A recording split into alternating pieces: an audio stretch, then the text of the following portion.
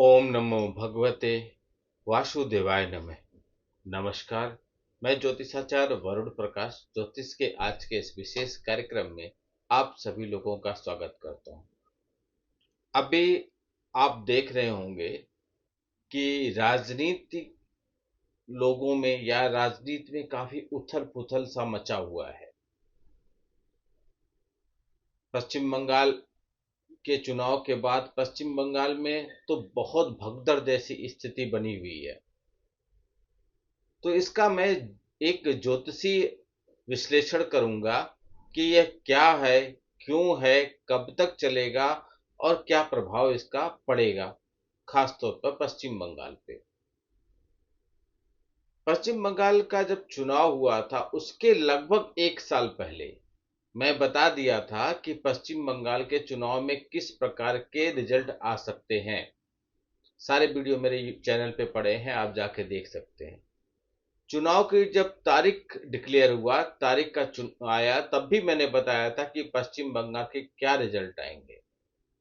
जब वोटिंग बन गया, वोटिंग हो गई और चुनाव की तारीख मतलब आने वाली थी, वोटिंग समाप्त हुई शाम को 6 बजे। तो उसी दिन वोटिंग समाप्त होने के बाद भी मैंने बता दिया था क्या रिजल्ट आएगा। और कांग्रेस वहां, तृणमूल कांग्रेस वहां बुरी तरह हारेगी, भारतीय जनता पार्टी सरकार बनाएगी, ममता बनर्जी खुद अपनी सीट हार जाएंगी। वो सारा वीडियो चैनल पे पड़ा हुआ है, बहुत लोगों ने देखा भी है, सराहा भी है। राजनीतिक चीजों पे यदि मैं कोई विश्लेषण करूं तो इसमें एक सबसे बड़ी बाधा यह आती है कि हर पार्टी के समर्थक समाज में है। किसी को अच्छी लगती है, किसी को लगता है उनके पार्टी के खिलाफ बताया जा रहा है तो उनको बुरा लगता है। लेकिन मैं पार्टी विशेष का व्यक्ति नहीं हूं। मैं जो भी बताऊंगा वह कुंडली और ग्रहों के आधार पे बताऊंगा। ग्रहों, नक्षत्रों, उनकी दशा, उन चीजों के आधार पे बताऊंगा। वह मैं किसी के भी विषय में बता सकता हूं। तो आप यह नहीं कह सकते कि मैं किसी पार्टी विशेष का मत पक्ष लेता हूं। यदि मैं ग्रहों का या कुंडली का आधार न लूं और ऐसे ही न्यूज की तरह न्यूज पढ़ता रहूं तो हो सकता हो मैं पक्षकार हो सकता हूं किसी का, लेकिन ऐसा है नहीं। मैं एक ज्योतिषाचार्य हूं और मुझे लगा कि वहां जो स्थितियां बन रही हैं और जितने भी घुसपैठिए हैं उनको लेके जो स्थितियां बन रही हैं, इस पे जरूर हमको एक ज्योतिषीय विश्लेषण करना चाहिए, क्योंकि देश की सुरक्षा के लिए यह भी जरूरी है। और मैं एक देश का बहुत इंपॉर्टेंट नागरिक होने के नाते अपना फर्ज भी ढंग से निभाना चाहता हूं। तो सिर्फ और सिर्फ टीएमसी और ममता बनर्जी की पार्टी में ही ज्यादा भागो भाग मचा हुआ है, वहां पे ही कई चीजों का दिक्कत चल रही है। तो हम सिर्फ उस पर ही चर्चा करेंगे आज के इस वीडियो में। उसके लिए ममता बनर्जी, और जो सबसे ज्यादा लोग कह रहे हैं कि हम इनके वजह से नाराज हैं, इनके वजह से हम पार्टी छोड़ के जा रहे हैं, वो अभिषेक बनर्जी। इन दोनों लोग पे मैं बताऊंगा इन लोगों की क्या स्थितियां, क्या ग्रह की स्थितियां कह रही हैं और क्या इसका परिणाम निकलेगा, आगे कैसा होगा। तो चलिए, ममता बनर्जी जी के बारे में सब कुछ जानते हैं आप लोग, कुछ भी नया चीज नहीं है। उन्होंने बहुत संघर्ष से यहाँ तक अपनी पार्टी को लेके गए। 3 वर्ष तक, 3 कार्यकाल तक वह लगातार मुख्यमंत्री रही। हालांकि वो पिछले चुनाव में भी अपना सीट हार गई थी और इस चुनाव में भी हार गई, लेकिन इस चुनाव में, पिछले चुनाव में वो अपनी सीट हारे थे कि पार्टी जीत गई थी। इस चुनाव में वो अपनी भी सीट हार गई, पार्टी भी हार गई और बुरी तरह हार गई। और पार्टी से कई लोग टूट के एक अलग गुट बनाकर और जो विपक्ष के पार्टी के प्रमुख नेता का पद होता वह भी ले लिए। तो वह सब क्यों हो रहा है? चुनाव से पहले बहुत अच्छा था, चुनाव के बाद इतना खराब क्यों? पहले तो समझिए, ममता बनर्जी जी के कुंडली में बड़ा विरोधाभास है। कुछ लोग कहते हैं कि ममता बनर्जी जी की जन्म 5 जनवरी 1955 को हुआ था और ममता बनर्जी जी ने एक अपनी आत्मकथा में यह बताया है कि उनकी माता जी उनकी जन्म तिथि 5 अक्टूबर को बताती थी, 5 जनवरी नहीं। वह यह भी बताया है अपनी आत्मकथा में कि उनके पिताजी ने उम्र को बदलने के लिए कम या ज्यादा दिखाने के लिए उनकी तिथि में परिवर्तन कर दिए थे, और आमतौर पे पहले के समय ऐसा होता था। इवन मेरे भी जन्म की जो असली तारीख है वो अलग है, डॉक्यूमेंट्स पे अलग है। तो 5 अक्टूबर जहां तक उन्होंने बताया है अपने मुख से, बाकी जगहों पे तो उपलब्ध है 5 जनवरी, लेकिन उन्होंने अपने मुख से अपनी आत्मकथा किताबों में बताया है, और यह भी बताया है कि उनकी जो आत्मकथा किताब थी उसका नाम मुझे याद आ रहा है, उसका नाम था माई अनफॉरगेटेबल मेमोरीज, यह किताब थी। उसमें उस किताब में उन्होंने लिखा कि जब मैं स्कूल की अंतिम परीक्षा दी थी तो मेरी उम्र 15 साल भी नहीं थी, और कम उम्र होने के कारण मैं अयोग्य घोषित हो गई थी। इससे बचने के लिए मेरे पिताजी ने तिथि में थोड़ी परिवर्तन की। उनकी माँ ने उन्हें एक कुंडली दी थी, ऐसा भी वह बताती हैं, जिसमें वह तारीख लिखी थी। वह बताती हैं अपने उस किताब में, आत्मकथा की किताब में, कि उनकी माँ हर साल अष्टमी, दुर्गा अष्टमी जो पड़ता है, दुर्गा पूजा का 8वां दिन, वह अक्टूबर में पड़ता है, और उस दिन उनके लिए विशेष खीर मिठाइयाँ सब कुछ तैयार की थी। वह 5 अक्टूबर का तिथि था। तो इस हिसाब से मैं विश्लेषण करूंगा 5 अक्टूबर के हिसाब से, और चुनाव पर भी मैं 5 अक्टूबर के हिसाब से ही विश्लेषण किया था। तो इसके हिसाब से ममता बनर्जी जी, जिनको ममता दीदी भी कह सकते हैं, मेष लग्न के लिए कुंडली है, मंगल प्रधान है। ऐसे जातक ऊर्जावान और लक्ष्य को प्राप्त करने के लिए दिन रात मेहनत करने वाले होते हैं। लग्नेश मंगल लाभ भाव में विराजमान होकर उच्च के चंद्रमा पर दृष्टिगत है, उच्च के चंद्रमा पर उनकी निगाह पड़ रही है, देख रहे हैं, जिससे उनका मन जो बेहद मजबूत होता है। ऐसे जातक किसी भी कार्य को हाथ में लेते हैं तो उसको छोड़ते नहीं है, पूरा करके रखते हैं। बट यहाँ ध्यान देने वाली बात यह है कि मंगल राशि जो है, मंगल शनि की राशि में है, और सप्तम भाव में शनि उच्च है, और उन पर केतु की दृष्टि पड़ रही है, जिसके वजह से उनको अपने जीवन में पारिवारिक सुख नहीं मिला। वैसे तो कुछ और भी चीजें हैं जिसपे मैं विश्लेषण करने वाला हूं कि पर क्या वह कभी पारिवारिक सुख में थी या नहीं थी, ये अलग विषय है। व्यक्तिगत संपर्क करेंगे तो मैं बता दूंगा।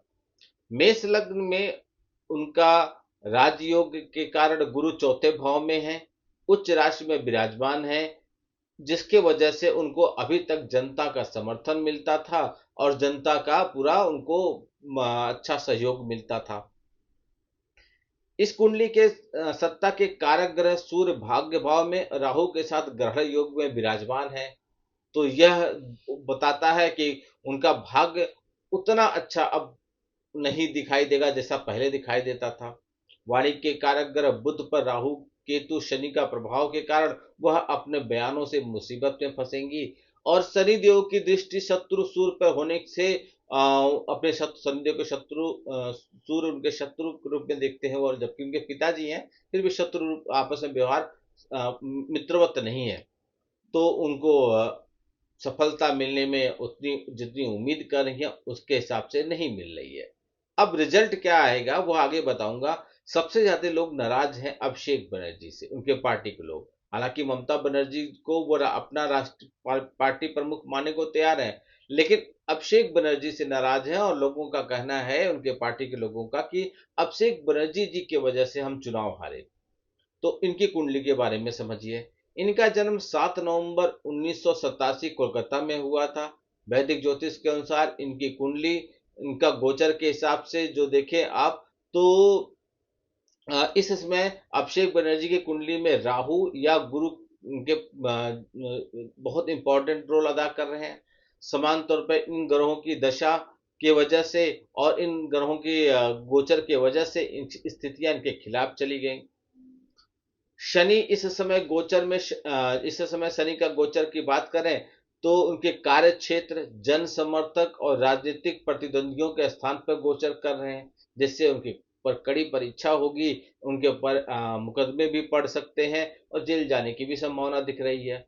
गुरु का जो प्रभाव है वह इस समय उनके जो विस्तार का है, जन कल्याण चीजों का है, लोगों तक अपनी बातें प्रमुख करना है, पब्लिसिटी का है, यहाँ पर अनुकूल प्रभाव नहीं पड़ रहा है। वर्तमान में राहु और केतु की धुरी उनकी कुंडली में राजनीतिक जोखिम अप्रत्याशित चुनौतियों से अचानक होने वाले परिवर्तन को दिखा रहा है। तो इन दो और बहुत चीजें हैं पैरामीटर अध्ययन करने के लिए, सिर्फ यही नहीं जितना मैंने बता दिया। वीडियो बहुत लंबा ना हो जाए इसलिए, लेकिन यह भी बताना जरूरी था क्योंकि कुछ लोग कहते हैं किस आधार पे बताए। आप भी तुक्का मारते हैं, जैसे कुछ एक ज्योतिषाचार है कि यहाँ आधी तूफान आएगा, प्लेन क्रैश होगा तो ये होगा, ममता बनर्जी जीत जाएंगी, धीरे धीरे हारेंगी, बाद में जीत जाएंगे। तो तुक्का मैं लगाना नहीं चाहता। हाँ, लेकिन जितना बताया सिर्फ इसी आधार पे पूरा विश्लेषण नहीं हो सकता, और भी पैरामीटर है अध्ययन करने के लिए। और वीडियो बहुत लंबा ना हो जाए इसलिए मैं सारांश में बताया। अब इसके आधार पर क्या उठक बैठक मचा हुआ है पश्चिम बंगाल में, तो देखिए पार्ट ग्रहों की स्थिति और दोनों लोग की कुंडली की स्थिति और टीएमसी पार्टी का भी मैंने अध्ययन किया था। इस आधार पर कह रहे उनकी पार्टी में टूट निश्चित है। विधायक लोग टूट के कुछ विधानसभा में प्रमुख विपक्ष का सीट पा लिए, और जो सांसद लोग हैं ये भी कुछ लोग टूटेंगे। ममता बनर्जी और अभिषेक जी बनर्जी जी के ऊपर राजनीतिक के साथ अब प्रशासनिक दबाव भी बढ़ने की संभावना ज्यादा है। प्रशासन का दबाव इनके ऊपर बढ़ेगा, और फोन आ गया था तो इन प्रशासन के ऊपर इन पे दबाव बढ़ेगा, तरह तरह के इनके ऊपर अब चीजें का प्रभाव पड़ेगा, दबाव में रहेंगे। सत्ता नहीं, पावर नहीं, और अपने पूर्व में दिए हुए वचनों की वजह से भी मुसीबत में फंसते हुए दिख रहे हैं। कुछ दिनों के ही सही, लेकिन जेल यात्रा के भी योग बन रहे हैं। ममता बनर्जी जी प्रधानमंत्री पद का कभी सपना या ख्वाब या अपनी प्लानिंग कर रही थी, वह अब उनके जीवन से हट चुका है। वह नहीं मिलने वाला, वैसे भी नहीं मिलने वाला था, लेकिन अब तो ग्रहों की स्थितियां भी उनके खिलाफ चली गई। अब एक कटु वचन बताता हूं, हो सकता है टीएमसी के समर्थकों को न पसंद आए।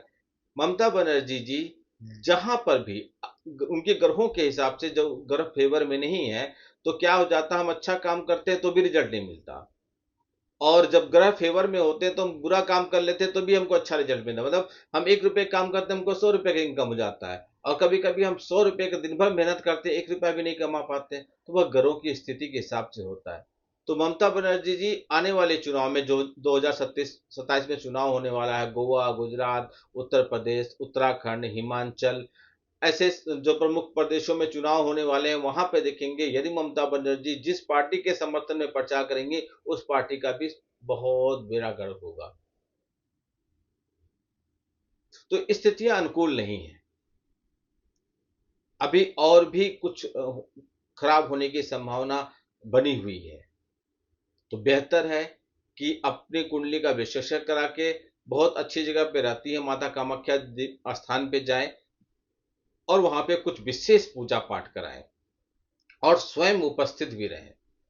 तो कुछ दोष, काफी हद तक दोष कम हो जाएंगे, और सफलता पाने के कई मार्ग खुलेंगे, अन्यथा मुसीबत बड़ी है आने वाले समय। एक चीज और बताने चाहता हूं, अंबुबाची मेला स्टार्ट होने वाला है 20 जून से लेकर, मैं 30 जून तक वहीं पे रहूंगा।